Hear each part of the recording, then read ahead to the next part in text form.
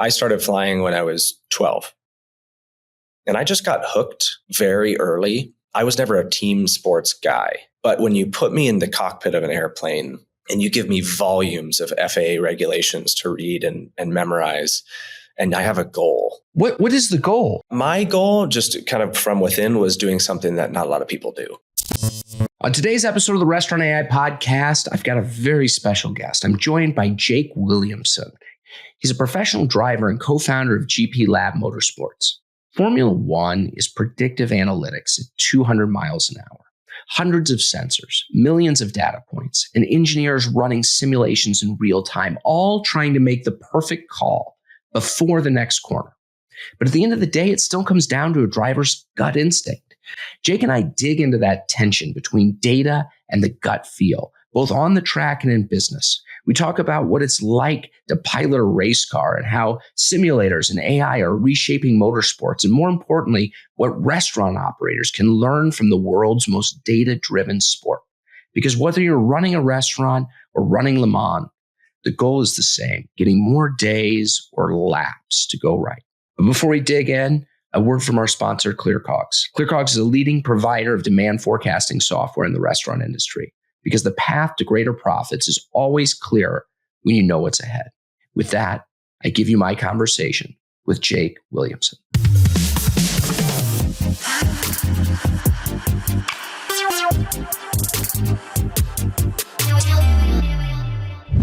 Jake, so excited to have you here today. Pleasure to be here.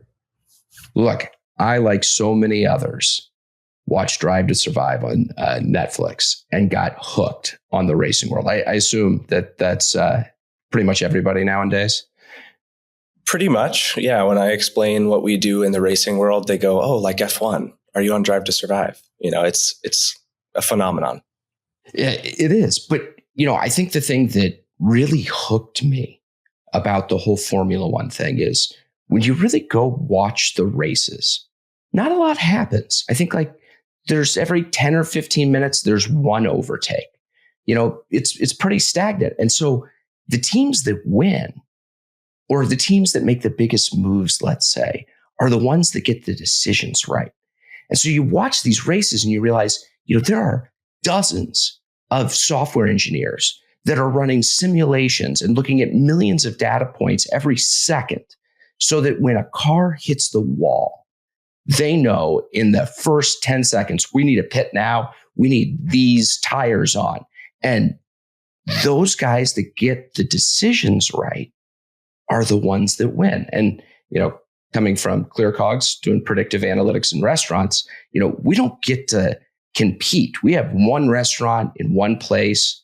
There's not like this competition where in Formula One, everybody makes a decision and you get to see the outcomes. In some ways, it's almost the purest form of competitive predictive analytics.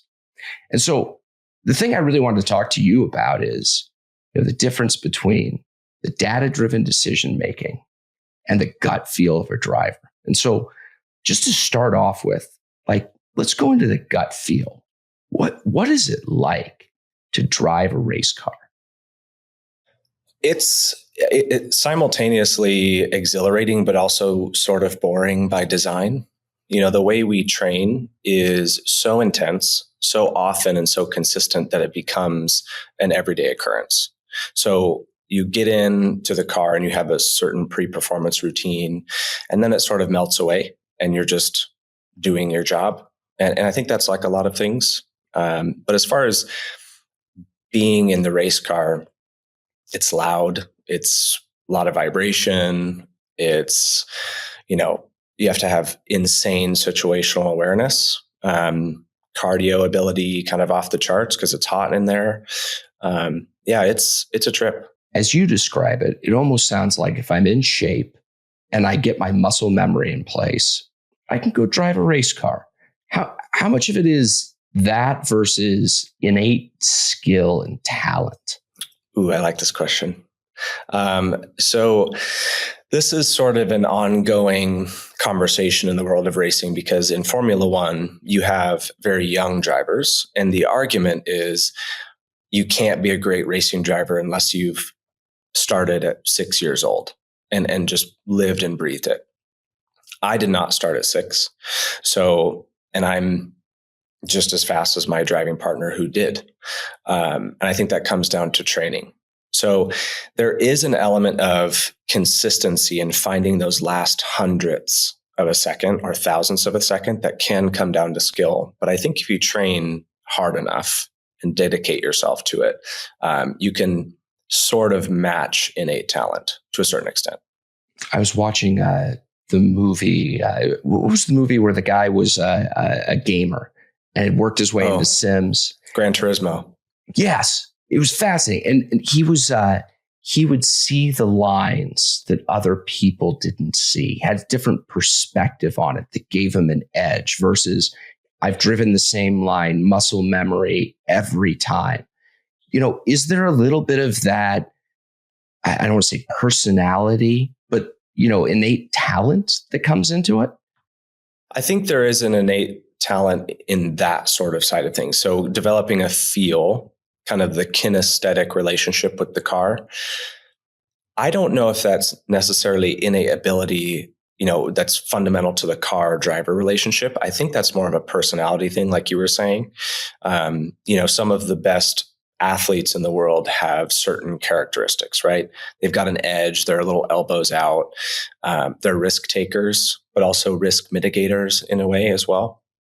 So I think it's more of a personality thing than it is an innate ability to just jump into a car, because it's not natural to jump into, the open cockpit or enclosed race car and just say, I'm going to go drive, right? It's not natural. Most of the natural ability comes as a result of younger kids getting in the car and just having the guts to push it. And they're okay to crash it. They're taking risks because they're having fun. So it's a personality thing more so than anything else. Yeah, part of me thinks that the younger drivers in Formula One are almost more of a statement of, hey, when you're 18 or 20, you have no fear. You Correct. think that you are like just a living god. Let's go put them in the race car because they will risk it all and not think twice. Yeah, that's exactly right. We also deal with some older folks who come drive as well. So 50s and 60s, and they're generally, they're business owners or they've exited and they have a lot of money, and they always come in with like this analytic, this is how I need to take that corner. Tell me how to do this. And when I'm coaching them, I just tell them, hey, I'm 1 hour into this data session. Let's just go drive and you feel it. That's generally the difference. You can only get so far just by kind of breaking something down analytically. So the simulators, I know that you guys are involved in simulators and training and coaching. How good are they? Are they representative of driving at all? Talk to me about simulators. Simulators are it's an exploding part of our world because it allows you to train on a daily basis and reduce the overall costs. So the accessibility is much higher. How good are they depends on the equipment that you invest in. The simulators that we use, very high end, what we call peripheral devices. So the things that kind of drive the wheel or the pedals, they're all very high cost, high fidelity type of product. They can emulate tire models, braking, steering, all very, very well. What you're missing is the sensory part of being in a race car, pulling 3Gs through a high-speed corner, for example. The question is, how much of that do you need to lead to being a good driver? I think that comes down to personality, because I have been a pilot for a lot of my life as well. So I'm just used to speed and pulling Gs. So I went out to the track for the first time after getting onto the simulator, and that high-speed stuff was not a problem. But some people have an issue with it. Well, I have to imagine on like a plane, you're pulling 3Gs through a corner and you're on the edge, like the tire slips, your whole body, you must just clinch up. It can. We train on the sim to kind of dial in our vision. So being able to detect a spin or an oversteer moment with your vision first before your body feels it is how we train, so we can kind of prevent that. I'm sorry, I didn't get that. So like, how do I train with my vision to make sure that I don't slip? By employing every bit of your kind of sensory perception that's available to you, you can start to pick up on little cues. And vision is a big part of how we train. So we even have eye tracking goggles. So you wear them while you're in the sim, and it shows you where you're looking. That was actually built on an AI model. So they went back and found, there's 1,000 people in this kind of cohort of test subjects, I guess, participants. And so now there's a predictive model that uses a combination of the eyeglass technology, so the little cameras that are pointed at your pupils, and the modeling based on all the testing. It shows you exactly where you're looking on the screen. How we use that is we shift our vision farther forward so that everything kind of slows down, and you can detect a spin before it becomes one. Because what we have is what's called oversteer, where your rear tires lose traction and you start to kind of yaw out of control. And if you can see that, you can countersteer and correct it. Okay. So you've got eye tracking using AI to make sure that you're detecting spins in advance. Yeah. Let's rewind a little bit. Sure. A decade, 2 decades ago, did any of this exist? Not in any cost-effective way.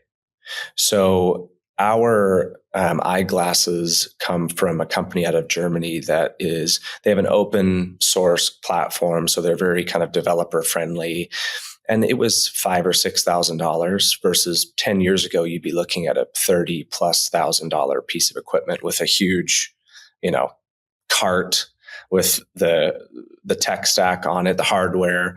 And it may or may not work. May or may not work. Yeah. And then you have to calibrate it. We actually train at a facility over in the UK when we're in Europe, and they have the older version that is about 8 years old, and it takes forever to calibrate. And by the time we're done calibrating, I don't even want to drive anymore. So, yes, it existed. Usually trickles down from the F1 world. So like a lot of other things in this world, everything's very expensive and for the ultra wealthy teams, and then it trickles down to where we can use it. So for you guys today, I imagine that, as it's evolved over the last decade or so, you've gone from truly just getting behind the car, driving, getting a feel for it, doing as many laps as you can, to now you're using simulators and data that are, I don't want to say overriding your gut feel, but telling you in advance you're taking the wrong line, do this. How has that changed, the way you go about racing today? I think we're more prepared than ever. So you review data on the simulator, which is almost an exact replica of the data you get from the car. Very similar to telemetry data you get from an airliner when they pull the black box. Your cars have it as well. Insurance companies will use it to get telemetry data. We have all of that plus some. So we've got wheel speed sensors, all sorts of things. So you can really get as minute as you'd like. As your right rear tire picking up a little bit, like getting light. So we can change the setup of the car ahead of time so that it's ready for the track. So I would say the biggest returns have been track and car prep for the racing driver, making everything basically mundane, but also being able to walk into the garage with a setup that has been predetermined for the car. And what I mean by setup is suspension travel, ride height, wing level, as in the rear wing. You can change all of that, and it changes the characteristics of the car. Before, you'd have to go shake down the car. I'd have to go drive it and communicate to you, I've got high-speed understeer on entry of a corner, for example. Yeah. Your feedback on how the car is performing, compared to what the computers are saying the car is doing. Which one is usually right? Usually us. So we're very good at determining a symptom And then the engineers will diagnose a problem. So it's a constant feedback loop. So I'm getting high speed understeer on corner entry, through turns 5 and 7, let's just say. I go to the engineer, I tell this person that. They'll look at data and we'll determine if it's me and my driving style or if it's the car. We are usually correct, at the end of the day. But I always tell our students, fix your driving first and then earn your right to change the setup of the car. So it's kind of developing that communication style that's really important as well, because we need to calibrate our brain. Yeah. And I was going to ask about that, just even the development of a car and how much it is around the driver itself versus what is the optimal outcome from a car? Like how could we theoretically get the most out of it? That's an interesting question, because in the F1 world, Red Bull, for example, was really struggling toward the latter half of last year with their car. Max Verstappen, for those who are uninitiated, is just a godlike figure in the driving world. He can basically get the most out of any car because he can adapt his driving style. But famously, his teammate just couldn't do it. And it depends on the driver that's in the seat. If you have a Max Verstappen that you're paying $100 million for their 3-year contract or whatever it is, you're probably going to design the car for him, So it's a yes and yes type of question or answer. Well, I think, again, going back to it, I think that's the interesting thing, right? You're basically saying in a sentence, comes down to the driver. Like, you can build the car, but ultimately a guy like Max can drive any car and get the absolute most out of it. And most people can't. For the rest of the field, is that really the case? Or is it more like what you said at the beginning, where, hey, we've got a plan. We're supposed to follow these lap times. It's muscle memory. It's not necessarily about the driver. You always go in with a plan, and then it evolves when you're on the track. Because what you're not able to predict, and this is where a lot of F1 computer simulation, wind tunnel work, that's where a lot of it falls short, is the little tiny conditions changes. So ambient temperature, humidity, track usage, even down to if there's a Pirelli hot lap session. So they take VIPs out in exotic cars and go do donuts around the front, start finish straight, and they'll power slide through corners. They've laid down rubber that wasn't there before. So it changes the dynamics of the track. So it always comes down to the driver. The rest of the field behind, and this is not a disparaging remark because they're all within maybe a second of each other. They're all fantastic drivers. But I would say toward the back of the field, you'll have slightly less experienced drivers, or they just have unique habits, and the car is just not there. So famously, Lewis Hamilton this year, fantastic driver, 7-time world champion, 8, depending on who you ask, is in a Ferrari that just cannot be winning races. That combined with their strategy team it's just not going to win them races, but he should be. So, it comes down to the car sometimes. Yeah, I think I remember watching, I don't know, like 4 or 5 years ago, and it was George Russell was driving in a Williams car, which was famously horrible. And so they were always like last, and I don't know, Lewis Hamilton or one of his partner was out. And so George got to substitute in the Mercedes and basically was going to win the race. And like the car broke down in the last lap. It's like you could take a driver and they can literally go from last to first just based on the car. Yeah. I mean, if you've got straight line speed on somebody, McLarens right now are rocket ships. You can destroy them in the corners, but then you just get overtaken again. And that could be a major issue. So do you sit there as a driver though? And does it take anything away from you to know that it comes down to I don't know, some of these analytics and decisions behind it versus the driver? Or do you not even think about it like that? I don't really think about it. I understand that there is data and there's analytics behind it, but you're also dealing with other human beings in other machines, and you can sort of play mind games. You can create kind of a puzzle that you have to solve on the track. And so the data and the analytics kind of go away once you're pitted against another driver. All right. My last data analytics question. Just in general, when it comes to racing, what are all of the variables that are taken into account, for, like a F1, that they're analyzing in real time to help get decisions right? A big one that I think is underappreciated is the strategy side. So tire degradation, or tire deg, is a big part of, like, there's someone just tracking tire deg, and that is a communication between the driver and their race engineer, because that's going to determine what their pit windows look like. So there's predictive modeling around, okay, this tire should last 35 laps, but you're going to see precipitous declines in performance after 25.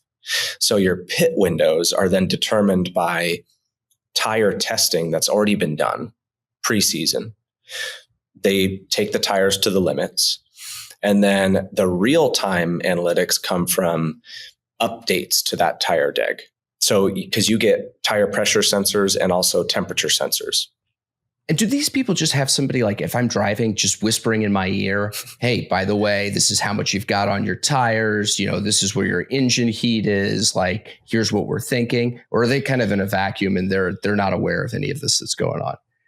Everyone's aware of everything. So in our level, sports car level, for example, where we race prototypes, tire deg is a really important part of what we do. So a lot of our communication mid-race is about the tires, because we can feel if one tire is locking up into a corner more than others. In a open wheeler or an F1 car, you can see it. So you can start to see bands of blistering or graining. And so you start to communicate that with the engineers. If you go and watch an F1 race and you have a subscription to F1 TV, you can just find one driver and listen to their radio. It's almost constant. Interesting. Yeah. So you own multiple businesses. You're starting a new business. So as a business owner, what's it like going from a world where there's analytics on everything? There's a guy whispering in your ear the strategy, and we've run the numbers back to like QuickBooks, and I don't know who's on our website. Does it frame the way you look at the rest of the world and how you make decisions at all? Yeah, it does. I think there's a certain level of FOMO, like, how can I integrate this into my business? And, is it going to help in any way? Because there's this huge land grab in the world of AI and data analytics. And I think every small business out there is thinking, I know I should, but is it worth my time? So that's the big thing. I wish there was a little more predictive modeling around food ordering in the catering world and things like that. But I'm always keeping my eyes open. Well, and I think that for so many of us, whether you own a business, whether you own a restaurant, you're like, I have done this for a decade. I have the feel. I know what to do if, the website goes down or it rains or a competitor opens up. And so in some ways, you kind of can look at a lens of something like driving where, that's how drivers were for decades. And now all of a sudden leaning more into analytics to say, if I were to run my business and it was to follow that same trajectory, what would that look like? So, I'm kind of interested if you could draw some parallels on, some of the things you found from the analytics world of driving that have evolved, and maybe some parallels in, your business and ventures. I think the big thing is just the importance of data. And I think a lot of small businesses, I purchased both of my small businesses, one was in the family, and then the second one I purchased from someone I had just met randomly and who wanted to sell their company. And so I kind of have a little bit of experience in the Main Street private equity world. And the famous saying is, okay, you can go find an old business owner with an old business and, ditch the fax machine, add data, and now you've got this great business. Sounds good on paper. Sounds great on paper. And it's true to a certain extent, but I think people underestimate the time it takes to integrate that. That's probably the overall kind of thinking I have around integrating data. I used to always give this advice to anybody that was buying a restaurant. Like, don't buy a restaurant from, a husband and wife that own it and operate it and love it, because it's only going downhill from there, right? It's like they're going to run it as good as they possibly can. Buy it from the absentee owner whose nephew's running it and it's not doing very well, because you can probably move the needle on that. Mm-hmm. They're going to pay for it, but it's a compromise. It's going to be a little bit painful. Yeah. Well, so what are you doing with GP Labs, and what does that business look like?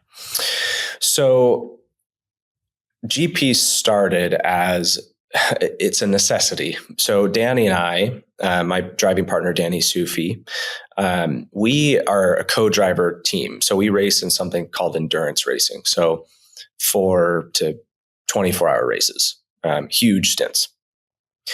But racing just writ large is expensive. So, I've got a couple small businesses, they pay the bills, make a little bit of extra money, but there was always a need to go out and generate some more revenue or raise sponsorship or some combination. So GP started as a way for us to be able to generate revenue outside of raising sponsorship funds. So the original idea was we were going to go prop up a sim center here in Austin, Texas, and charge people a subscription model to do concierge training. So other pro level drivers or gents who go out and race Ferrari World Challenge or something like that. It's sort of evolved into a multifaceted race organization. So we do training. We also do a lot of media around the team, and hopefully with our brand partners that would become onboarded with us. And we're even exploring things like GP Lab experiences, where we do bespoke experiences around the world. Well, I was going to say, I see F1 Arcade opened up where they have Have you been to one? I have not. No.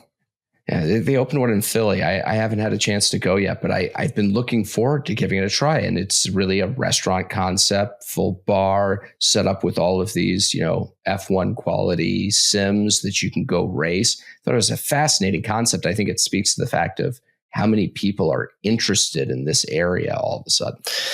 I think it's this area, but also just experiential marketing and just, hospitality experiences, right? Everyone wants a little bit of something. And I think that's sort of partly due to AI, right? And kind of the homogenization of the world we live in.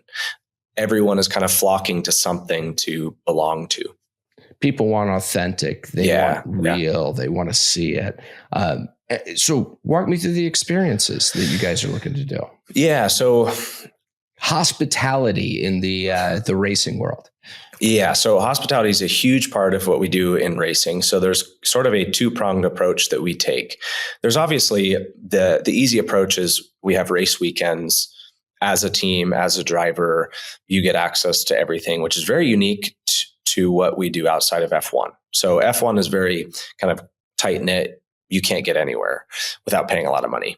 In the sports car world, huge amount of numbers. ELMS at Silverstone broke their record, 110,000 people in attendance, huge paddocks, huge crowds, but everyone gets access to everything.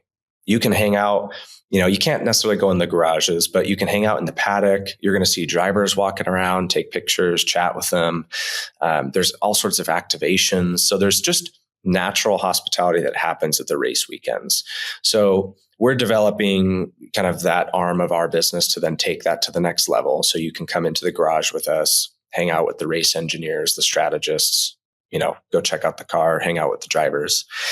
But beyond that, beyond the race weekends, there's ways we can create hospitality and experiences that give people the thrill of being part of the motorsports world. So we're even thinking of propping up like 8-day tours in Italy in supercars, right? So we start somewhere and then we end at like Mugello, a track in Italy. Racing drivers are with you, kind of being the tour guides, and then we give you hot laps at the end of it. It's an interesting thing that we're exploring. It's a little more complex to put together, but we're finding that there's just a lot of people who are now more and more motivated to be in the motorsport world. So how can we take advantage of it? Well, starting a motorsport team outside of just being incredibly expensive can't be that easy. Mm-mm. You guys seem to be taking a different approach on it. You know, how did people traditionally set up motorsports teams, and how are you guys, taking it a little bit differently? Well, going way back, it wasn't as expensive, right? So you just kind of built a car in your garage and you started racing it.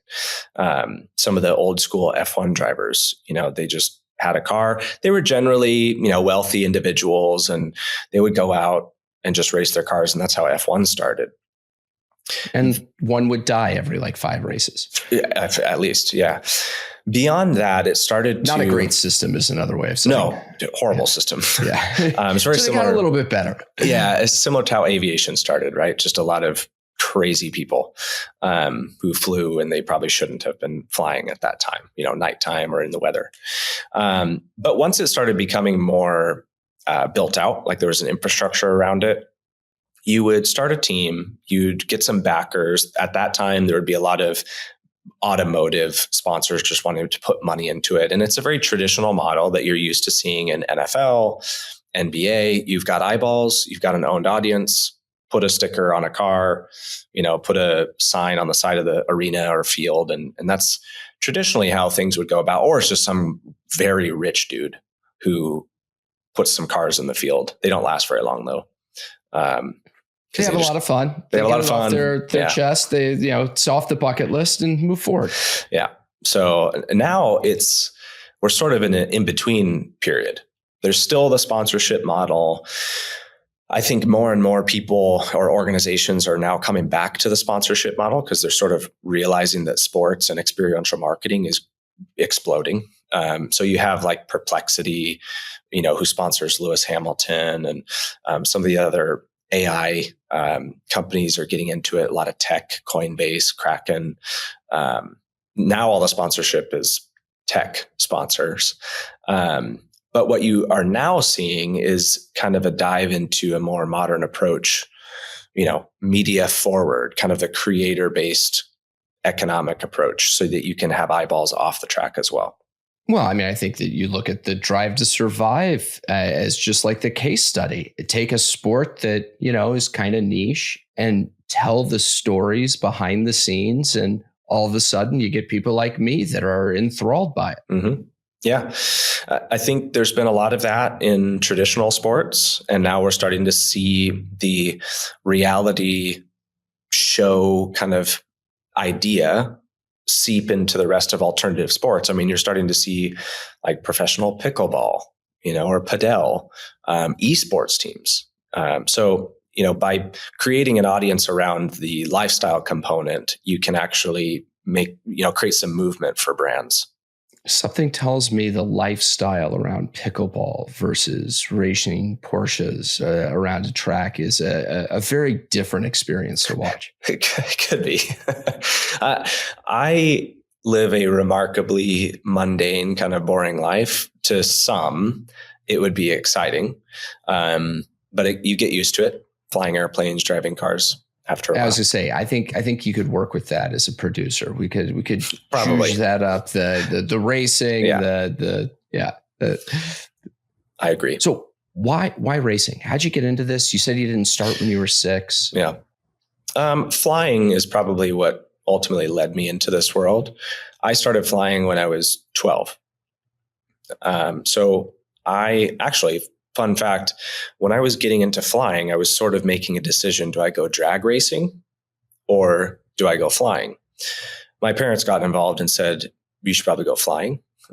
Spent my college fund on flight lessons. Wasn't enough. So I had to go get a job and pay for the last half of my flight training.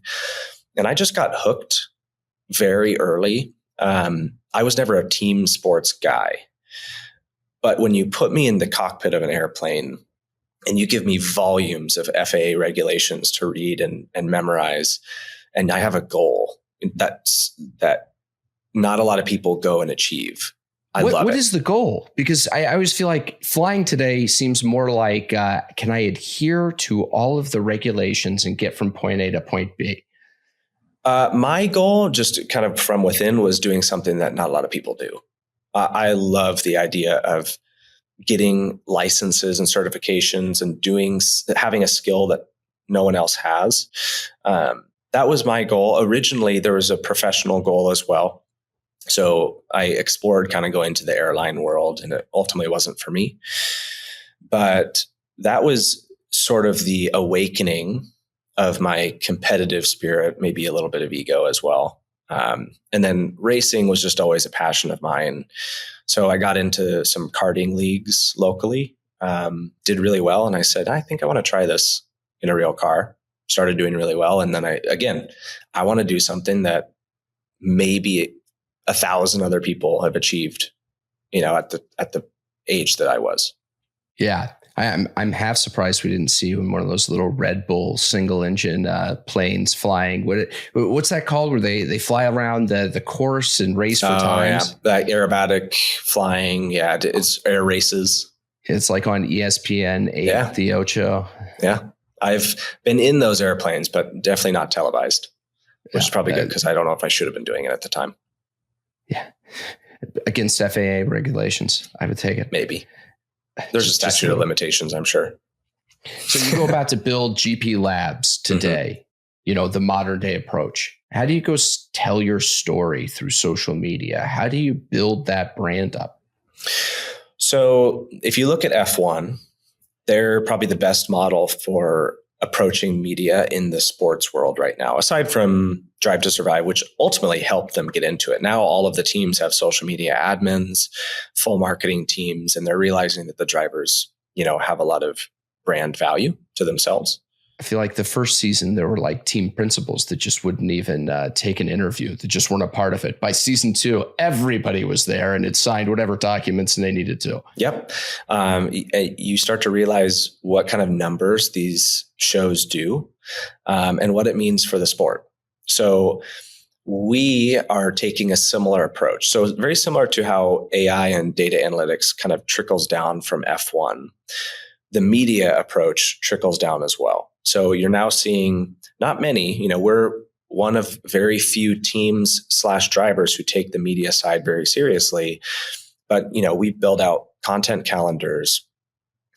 We do speculative ads. So we'll work with people who maybe they don't have the money to put their sticker on the car, but they'll send us product, and we'll do spec ads for them, show them the power of the motorsport and how it can over-index on the platforms. And that's all because we're building an in-house media team where we can create branded content. Well, and this is how you and I met. Somehow we got connected on the advertising side of things. And I think one of the reasons we ended up meeting was because, hey, you're a professional race driver and you're taking the meeting. There was something fresh, unique, raw about that, actually having access to the people that are going to do it. It's very entrepreneurial. Yeah, I think people resonate with it. I think people resonate with, having the grit to kind of sit down and just fill your calendar with meetings and outreach, media, podcasts. A lot of drivers will sit down and just say, hey, I'm fast. Come give me money, effectively. And I get a lot of those. People come to me saying, how do you do this? And I sit them down and I say, you have to be all in. You've got to treat this like a business. So it's all I know because I own a couple small businesses. So that was the only way to do it. Well, and I imagine that, the thought process is it snowballs, right? So the more you put yourself out there, the more you do of those, placements, the more money you have, the more it gets invested in the car, the better you do, the more that just self-perpetuates. Yep. Yeah. And there's a bigger mission to all of this as well. If we can achieve this goal, we can effectively save motorsport. And I'm not saying motorsport is under threat. But accessibility is a huge issue. And we deal with this in aviation as well, primarily due to insurance. Insurance companies have trouble wrapping their head around aviation and racing, but it cannot. Probably for good reason as well. For good reason, yes. But I think we can't have things like motorsport and sports and alternative, experiential type things go away. As tech evolves and everyone says, oh, it's going to decimate jobs or whatever, right? We still need to have something we can cling on to as our tribe, like that's our thing. And motorsport is a big part of human history. So if we can show people how we can do this for much, fewer dollars, frankly, and show people the value of being part of this really interesting sport full of passionate, data-driven people, we can create a long, bright future for the world of motorsport. And just to clarify, so you said, if we can achieve our goal, we can change motorsports. What is the goal? The goal comes down to what we're doing now, where we are two drivers who don't come from an immense amount of money, but we can think about it like a business. We can create brand value first and also be fast because of the way we train and the data side of things. We meld those two, and we didn't have to be some rich dude to go buy a car, right? So then other people of various ages could go repeat that model or even join our organization, and we can act as a nexus point for interested brands, really fast drivers, right? So it's an accessibility question, not so much is the tech side of it going to last? It's the accessibility from drivers and brands. And it's an interesting thing, and it applies to all industries, today. You now have distribution and accessibility to the world through social media. And then you look on the driver's side, and it's like, instead of having to, what's a pair of tires cost? Ooh, it depends, but our tires are anywhere from $2,000 to $4,000 for a set. Okay, so $2,000 to $4,000. Mm-hmm. I imagine they last 20 laps or something like that. Yeah. Right. So back in the day, if I wanted to go drive for 10 hours, it's costing tens of thousands of dollars to put that car on the road. So now you've got distribution and audience, and you've got a simulator where you can go do the work at a lower, marginal cost. And we see it in every industry. It just changes the way you can go about business. Yep, exactly. And I think there's a terminal velocity too. You get more access. There's, more people in it, more dollars in it, and that can kind of bring some of the costs down for some of the manufacturers of tires and race car parts because they're producing more. There's more supply, means prices can come down. Insurance premiums can come down. So having an accessibility problem has always been part of motorsport. And so our goal, very clearly stated, our goal is to go win Le Mans. So we want to go win the 24 hours of Le Mans.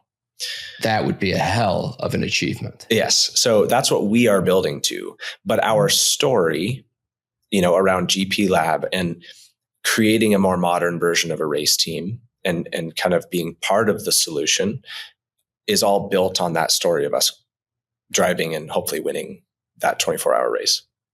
All right. What year? It's not going to be 2025 or 2026. 2029 is the goal. 2029 is the goal. Yeah. I hope that after you win Le Mans, you come back on and we revisit this. Let's do it. Yeah. Definitely. Awesome. All right. So going back to the small business side, you've got a catering company. Yep. You grew up in the kitchen with your family. Coming from the predictive analytics side of things, we look at this, let's call it macro trend, one of the biggest technological waves that's come through since the internet. And it's going to change every industry. You're getting a taste of, what AI can do as far as simulators in the racing world. When you go back and you look at a legacy family food service business, How do you see AI potentially changing, that business over the next 5 or 10 years? Or, is it something that's never really going to change? I think it will change. It depends on what the business models look like in the future. But the way our business is built, it is a very human endeavor. It's service first, which is sort of a moat, because you're not necessarily going to be out of the job because of AI. But I think some kind of low-hanging fruit comes down to food waste. And I think that's going to be very similar to the world of restaurants. You could feed it, if there was tracking in place, obviously, but you can feed it the data. And over the course of a year, you're able to see, food waste based on how much you quoted, how much you used. And then you can go back and maybe your padding for some of these, quantities of food can change. We've had the same business model in restaurants for so long, right? Because it hasn't really been data driven, and that's fine, right? It's stylistic. It's up to changing trends. We developed very much like drivers developed cars based on their feel, right? Now you're seeing in the driver world, we're going to build cars based on the analytics to be faster, right? I think of if I was to build a restaurant concept today versus 20 years ago, wages are vastly different. I would probably automate more of it. If robotics are available, I would build my restaurant concept and menu around that. I really wonder how much of the way we build new restaurant concepts in the future will change. I think that's probably where most of it changes, because you're going to have a hard time getting mass adoption from the established restaurants, catering companies, institutional catering. I think you could definitely do this a lot better, the integration piece, because, you're plugged into a university, they have trends of how much food is going out, costs of food and things like that. Because that's probably the most volatile thing for us is cost of food throughout the year. Also just infrastructure, right? Like if I've already built my, wherever I'm doing my catering, my kitchen, like I'm not going to go rebuild it and retrofit it unless I have to. No, I would be thinking about like ghost kitchens. I would be thinking about how can I reduce my labor force, but still be producing similar amounts of output, because labor is volatile and you're dealing with unskilled labor generally. So, you're always having issues with call outs and reliability. And it's pretty much the worst it can get in the restaurant world and the food world is labor quality. Food is volatile, don't get me wrong, but labor is all over the place. One of the things we talk about as far as, labor in restaurants is, it's a really stressful environment.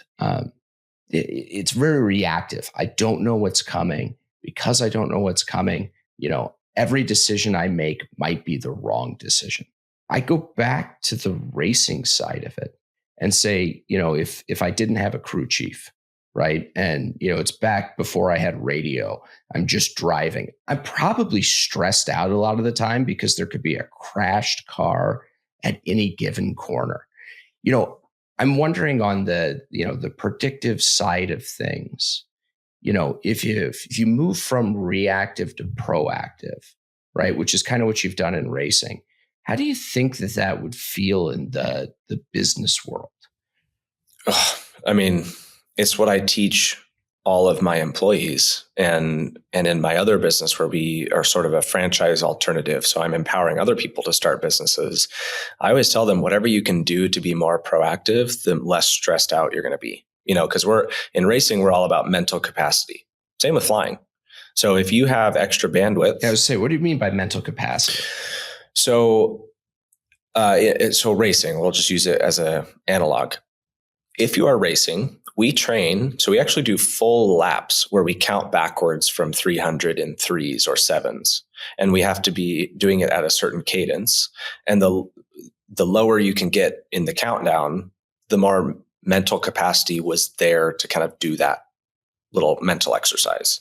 Interesting. And is that just to prove that you know the track so well that you can do it without thinking? Or is it really does it like improve your ability to multitask? It's a multitasking tool. So it's to prove that your body knows what it's doing.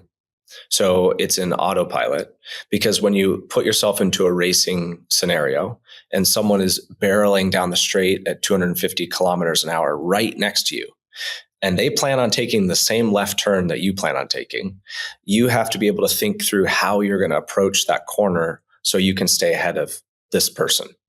So if you have driven the track so many times and it's such a part of your subconscious that you can just do it while counting and getting the fastest laps, you can then plan your overtakes or maintaining position much better. And that's the perfect example for being proactive and training yourself to having that extra mental bandwidth to be able to handle things that come your way. Well, and I think that's one of those things on the Formula One that I've always almost enjoyed. They've already run the numbers. If you're not this far ahead by this point, you can't get it done. Yeah, right? You're so done. you're almost like competing to a point, and can I get to this? And otherwise the decision's been made. Because if you didn't know that you had to get to this point at a certain time, you're in that reactive state where you're never really certain if you're going to be able to make it or not. Yeah, hard to be confident. Yeah, if you want to dive bomb somebody from way back, meaning you're behind somebody, you come out from behind them, and then you're just later on the brakes, so you sail by them, right? It's up to you to make that corner and not crash. If you have the data to tell you that this car can handle it, then you're going to do it. Before, you would just try it, and your car would be DNF'd. It'd be in a wall, in the gravel. You'd lock up and flat spot a tire. So being able to know that ahead of time is nice. I'd be fascinated to know whether or not the drivers always thought that the car could do more, or that the analytics would come back and say, by the way, you're a great driver, but like you could have actually gone further. Who's more aggressive? Is it the analytics pushing the drivers, or the drivers pushing the edge of what the analytics say? I think it's probably the drivers, to be honest with you. Yeah, they're pushing because they, analytics is telling you how to take a corner in the optimal way, but it's not able to model you taking what's called a block pass. So if you're on the inside of a corner and you just brake later, over slow the car, the person on the inside of that corner, they get to decide when you both turn. So that's not the optimal way to go through a corner, but it's a strategy decision that you made as a driver. So I think the first episode of this podcast, I had Stuart McGuigan. He was the CIO of Johnson & Johnson, then the CIO of the U.S. Department of State. One of his things he always says is, predictive analytics are based on the rear view mirror. It's what has happened. If nobody's ever taken the corner at that speed or at that angle, predictive analytics in some ways is useless to you. I assume that's why you guys spend so much time in the sim just trying every possible combination. Yeah, there's a human behind every large language model. And I think people forget that sometimes. When you go and use ChatGPT or something like that, you're basically just delving into the human psyche, or the human database, I think we're in an interesting time right now, because you're right. We trained all these AIs based on what we had written. But I don't know about you, more and more, I'm finding that the AI is telling me what to do or how to write something and generating even more of that. At some point, I went from training the AI to the AI training me. Mm-hmm. And I sit here and look at my kids' generation. I'm wondering, I wonder if the AI is going to just be basically training my children how to think. Yeah. I mean, it's a fear. But yeah, I feel that too. Yeah. Well, look, I'm curious on the AI front. Anything that you're seeing out there that you find interesting that you're using as a daily tool? Where are you seeing AI pop up in your business life, racing life, that is increasingly of value? Well, I mean, I think the easy thing is removing the tedium from some of the stuff that we do, whether it's drafting, affiliate agreements for my garage business, or, whatever that might look like, contract updates for the catering company. We don't dive too much into, predictive modeling from a food perspective. Catering's pretty good about that. Now, from the racing side, beautiful thing about catering, in advance. Yeah, exactly. So from the racing side, we are now exploring it for AI-driven coaching. So little nudges. Interesting. So if we can train the model based on what we're doing, because right now, even at the F1 level, there's still a lot of human beings behind the crunching of the numbers. Once the AI models sort of take hold and there's just more sample size for them to kind of train a model, and we're working on it from a student perspective, which is why we're trying to launch a training app so we can get more of a sample size. We can then train the model and have little nudges from the AI voice prompts, right? So try braking a meter later, or try delaying your turn in once you start releasing the brake. Little things that we remind people. I could imagine I'm driving the simulator and they're like, move a little bit to the left. Okay, wait now. Yeah. Right? That would be amazing. Yeah. Do you have a name for the app yet? Not yet. It's just sort of in stealth mode at the moment, but it's starting as a training app that's all very human forward kind of manual approach. Once we build the community, we're going to start beta testing the AI side. Interesting. And so I imagine that you kind of see where it's going, and you're sitting here saying in 5 or 10 years, this is what we think this industry looks like and what an AI driving coach looks like. Paint that picture for me. Well, I think you're going to see more sim drivers, more esports teams. You're going to see more people who started on the sim and went driving for real life, like that movie you saw called Gran Turismo will not be movie worthy for much longer because too many people are going to be doing it. I did it. So I went into karting and just did it for a little bit. Then I got onto the track, but I started sim driving first. So that's going to be more commonplace because now you have professional coaches, professional drivers who've trained these models. There is a full community who are dedicated to the people who built the community, right? So being that media and that personality forward, they're going to say, I just subscribed to Danny and Jake's thing because they like the way we drive. They like our media. They like the reality show part of it, but they're going to actually become better drivers because of being part of our program, because not everyone can afford it, right? So this is coming back to the accessibility thing. If I can train an AI to make you a better driver, like top 5% driver, just by prompting you little things that are commonplace for new drivers, we can shave seconds off your lap time and we didn't even have to talk to you. I look at it, we talk about Chick-fil-A a lot. Chick-fil-A does something different on the franchise side. Typically the people that get, franchises are the most well-funded. Obviously you're selling franchises. It's like, hey, it's nice to sell to somebody who's got some money and can open up a lot of them. The most well-funded are not always the best at operating. And so not at Chick-fil-A kind of flips that. Yeah, exactly. Or they get an operating partner and they lower the barrier to get in. And so that they can optimize for who is going to be the best operator. I sit here and think the same thing on the drivers. Right now, it is who is the most well-funded and can afford to drive, not who's the most gifted. I can imagine a world where, you've got this AI coach that is coaching tens of thousands of hopeful drivers and is reporting back to you one day and saying, hey, Jake, there's this girl named Sally that is, absolutely unbelievable. First time ever in, like she's the future, has all of the aspects you want.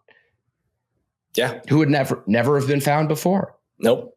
I mean, that's the dream. So that's why it's sort of built on the Danny and Jake going racing story, because that's kind of leads to the eyeballs and the media exposure. But if we can get the media exposure, prove the model from a brand lift perspective, and oh, by the way, we're training an entire generation of racing drivers that you can take your pick. And now you connect the two. and you've got a very robust, accessible motorsport world that won't be orders of magnitude cheaper, but it will be a little more approachable. And Jake, what is the story that you're telling on social media? Just being dedicated to something and showing that pure hard work and grit can outwork talent every day of the week. What is it with racers in that? So I have heard a number of different people that have transitioned in life, sold their company, and said, I am going to master, racing. It seems to be a theme. Why? I mean, everyone wants to be a race car driver when they're 5, right? I think it's a thing that we just all wanted to do. We want to go fast. We want to do something that's purely human to a certain extent, like push yourself to an extreme. I think it's just a purely human endeavor, right? Like overcoming an obstacle. Why do we climb Mount Everest? Why do we build a car that can go 320 miles an hour? Because we can, and we're going to try to do it. How fast have you gone in a car? I'm pushing 200 miles per hour. Does it feel that different? Does it feel 4x the speed? No, it's straight line speed is 100 feels like 150 feels like 200. Taking a corner at 100 miles an hour is insane. That's what feels interesting. But you're never taking a 200 mile an hour corner. Yeah, I would hope not. Or I guess NASCAR, it's just, a big, circle. That's true. And that's just kind of constantly, all the weight shifted to one side of your body for 3 hours. Those cars are hard to drive. Don't get me wrong. I'm not casting any aspersions on them. Well, and it's funny, I started watching F1 and I turned on NASCAR, and you realize how often they're just slamming into each other, like left and right, just banging into each other. Some ways it feels very much like American racing. For sure. It's like hockey. Yeah, exactly. Couple hot takes. Differences between IndyCar and Formula One. I don't know if you're going to get a hot take from me, but I will say Formula One is a more interesting sport. IndyCar is purely built on speed, and they are insanely fast, kind of dangerous. F1 is more a team sport than IndyCar. There's a bigger factory component, a bigger team component behind every car. You're pushing the absolute limit on every single piece of this organization. So tires, aero, driver. Indy is still kind of an American casual type of race series. And what kind of cars are you racing? We race what are called prototypes. So they are bespoke race cars, meaning there's a manufacturer that you wouldn't know. It's not Porsche, it's not Ford. It's called Ligier or Duquesne or Dallara. They make special cars that are modeled based on aerodynamic efficiency, just like an F1 car, but they look more like a car. So enclosed cockpit, 4 wheels, big rear wing. So we're racing what are called LMP3s next year. So Le Mans prototype. And then there's LMP2. And then there's the hypercars, which are called LMDH. So you've seen like the Cadillac hypercar that fires up its combustion engine. There'll be a fully electric out of the pits, and they fire up the V8, and it's just like a fire-breathing dragon. And that's the top class, I take it? LMP2 and LMDH are the 2 top classes. So LMDH are factory teams. So Cadillac, Porsche, they have their test drivers. It's a little more closed off. And then LMP2 would be all the pro-level drivers who just aren't participating in LMDH. So that'd be more like me and Danny. When it was Ford versus Ferrari, that movie, what class was that? So they were participating in endurance racing, still under the sports car world, and it was technically under prototypes. So the whole idea was you build a new car and you go race it at Le Mans. So every year was a slightly different car. That's why they're called LMP or Le Mans prototypes, because although we don't get a new car every year, the idea is still the same. You're still making a new car to kind of be the fastest thing you can. Everybody gets the same car and you kind of retrofit it, or? Same There's a couple manufacturers. So there's Duquesne's, there's Ligier, Janetta makes them. So there's a few manufacturers, but they're all built to a certain spec. So they'll get an engine spec in, certain amount of horsepower. It's called balance of performance, very similar to F1. So you'll have Mercedes engines, you'll have Cadillac engines, but they're all balanced to make sure there's a level playing field. All right, just out of general curiosity, going from karting to racing in, Porsches to going into one of these prototype cars, is it just exponentially different? The physics are different. So GT cars, Mazda Miatas or MX-5s, these are all street cars or designed based on street cars. So they shift weight a lot. Suspension travel is quite different, and they don't have any aerodynamic support. Once you get into prototypes or formula cars, so I've done some Formula 4 driving, for example, radicals, huge rear wings, they are supported by the aerodynamic downforce on the rear of the car to provide more grip. So you can actually brake much, much later because there's so much air pushing down on the rear of the car that the brakes are more effective. So you can sail through a corner past a Porsche, and it just sticks. You could be going 125 around a high-speed corner where the Porsche is going to have to lift or brake and turn in, and you just rocket ship by them. It's crazy. I would imagine that shifting up cars in some ways is a lot safer than shifting down cars. Because if I shift up and I brake, too late, doesn't matter. The car could have gone much further. You're the one that was scared. You get a little cocky if you're in the perfect car. That's true. Every once in a while I'll go shift back to the Ferrari 296, the GT3 cars. And if you brake too late, you'll just be straight into a wall. And you don't really appreciate that difference until you see the two. How many times you put it into a wall? On the sim, a lot. In real life, 5-6 times, something like that. Does it feel like you're going to die? Are you are you having those thoughts? No. I just know what's going to happen. I know what's going to happen, and I'm more mad at myself because I'm safe, right? All these cars are super safe. I've hit walls pretty hard. The least safe I've ever felt was in a kart, actually. So They don't look very safe, especially when it's like a grown adult that's in it. It feels like the adult weighs much more than this kart. This can't be good. Yeah, and you get really competitive. I was racing a Lamborghini factory test driver in a kart once, and he did not like the fact that I was trying to pass him. And so he hits me, I kind of come back, and the cart comes over mine and slams into my rib cage. And I was just bruised all the way down my left side for a week. Did you beat him though? No, a cart was broken. I had to stop.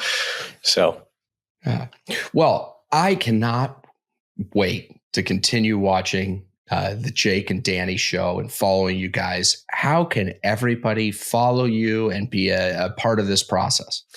Yeah, the easiest thing would be find us on socials. We generally operate under GP Lab _Motorsport, kind of on all social media platforms.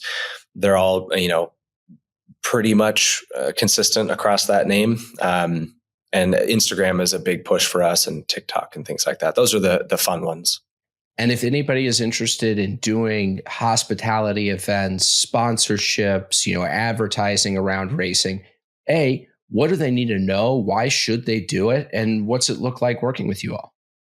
What do you need to know is, I guess, top line, we're talking about big numbers as far as growth goes into the motorsport world. So F1, this sticker is $500,000 on the nose of an F1 car.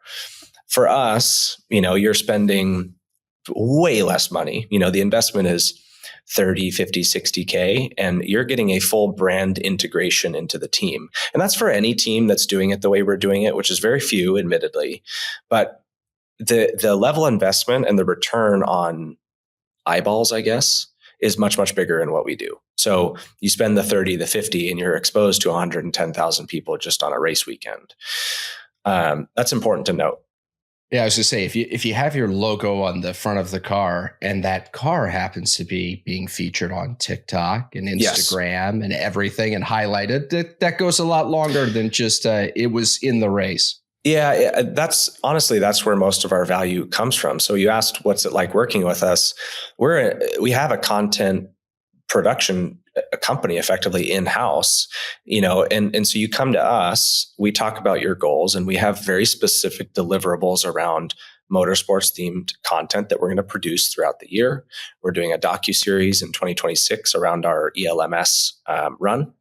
So, there's lots of opportunities to kind of get that exposure. So it really depends on your goal as a brand. You can always reach out to me, Jake at gplab.us, and we can chat.